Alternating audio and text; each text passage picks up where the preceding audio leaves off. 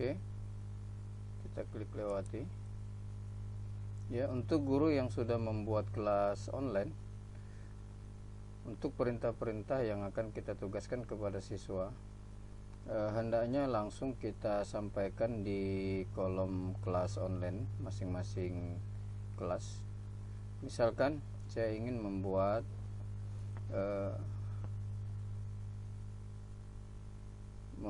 penugasan untuk siswa belajar di rumah, ya. Setelah kelas online-nya sudah saya buat, maka saya klik kelas online-nya. Oke, sekarang saya sudah berada di kelas online. Nah, di kelas online ini guru bisa di kelas online 12 IPA 1, ya.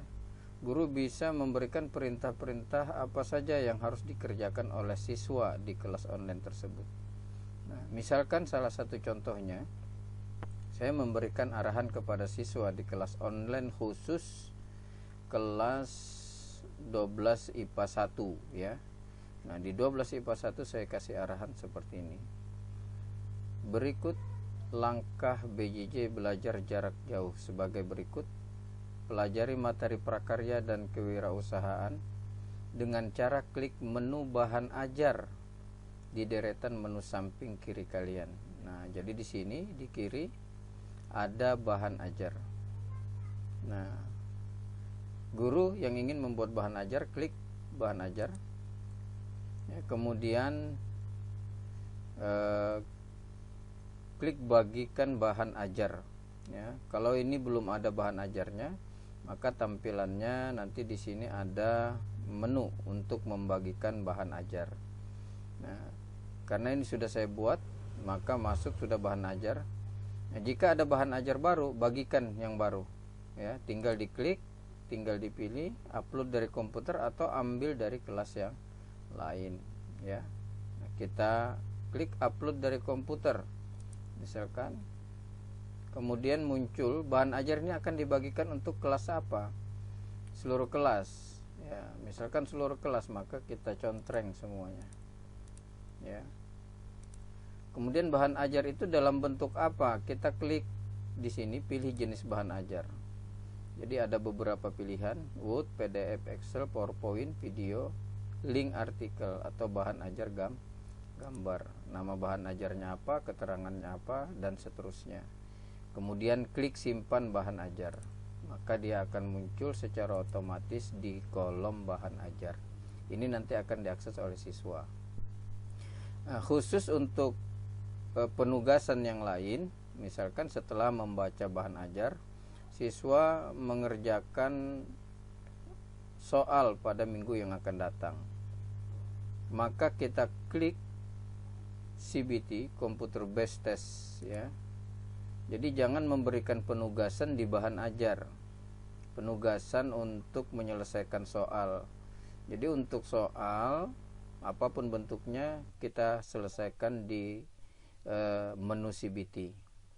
Kemudian muncul seperti ini, klik buat ujian CBT baru.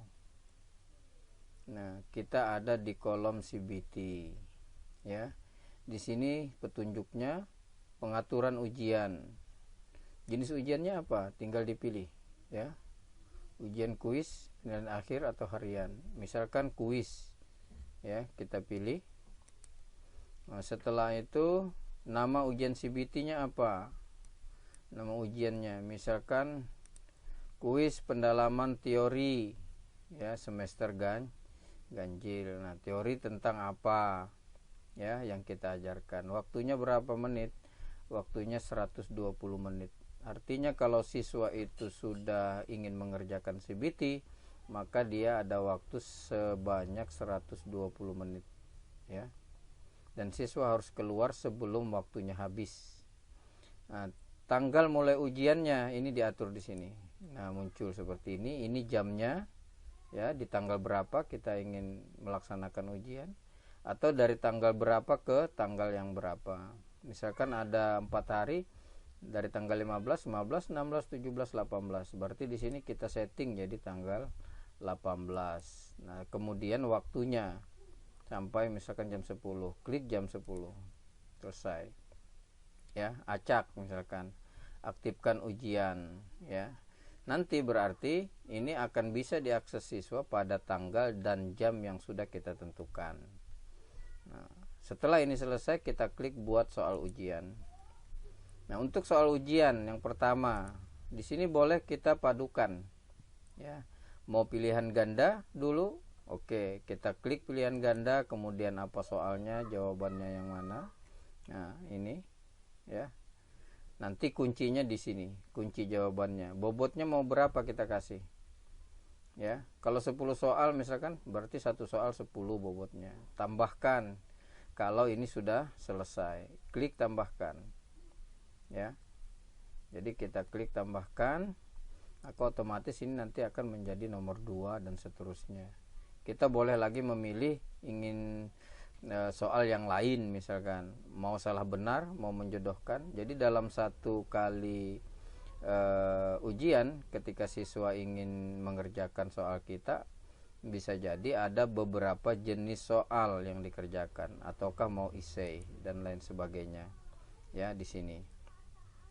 Nah, setelah ini selesai, maka tinggal kita simpan dan tutup, ya.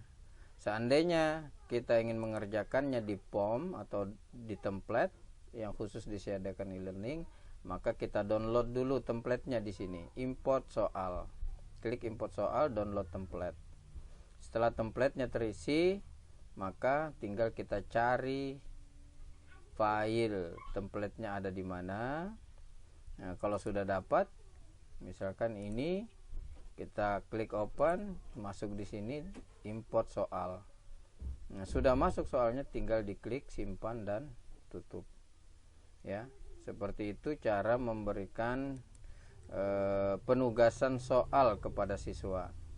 Nah, soal penugasan kepada siswa itu akan muncul di kolom CBT seperti ini.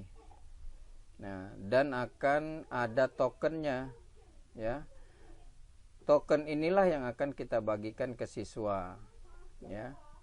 Lalu saya berikan arahan, misalkan saya suruh kerjakan nanti pada tanggal 17 atau tanggal berapa gitu, ya.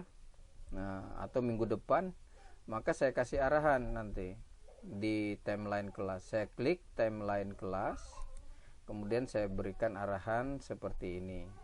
Nah, berikut token CBT pertemuan kedua misalkan untuk menjawab soal. Nah, tokennya ini, ya. Jadi siswa nanti akan paham bahwa mereka akan mengerjakan soal di CBT dengan token yang ada ini. Nah, demikian untuk beberapa tutorial yang bisa saya sampaikan terkait dengan penggunaan learning bagi guru. Semoga hal ini bermanfaat bagi kita semua. Assalamualaikum warahmatullahi wabarakatuh.